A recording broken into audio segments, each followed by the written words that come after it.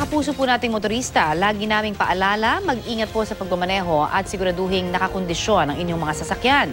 Kahapon, may dalawang magkasunod na karambola sa bahagi po ng Mindanao Avenue sa Valenzuela yan. Mabigat na traffic tuloy ang sinagupa ng mga motorista. Balitang hatid ni Katrina Son.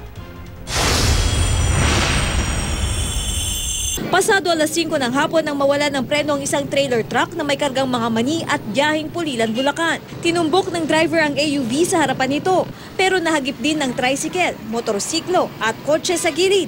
Isa ang sugatan na nalapatan na ng lunas. Mula doon sa taas nakamaksi na nga yan Hindi na talaga kumapit yung preno Kaya dito ko na lang pinano Iniwasan ko yung dito Baka malaglag yung container Buti na lang. Nasa medyo unahan ako nung tricycle. Di natulak lang ako nung tricycle kaya napatalon ako sa kabila. Pero lalong hindi swerte ang kotseng ito. Kabilang kasi ito sa dalawang kotse na nasangkot na sa naunang karambola sa Mindanao Avenue alas 2 naman ng hapon. Dalawang beses na bangga, hindi lang po bangga, basta bangga. Tingnan niyo po yung itsura ng kotse. Hindi na siya mukhang hindi na papakinabangan. 14-wheeler na may kargang semento na nawalan din ng preno. Ang unang tumama sa isang dump truck bago nasagi ang dalawang kotse. Nawalan preno, nawalan control yung driver.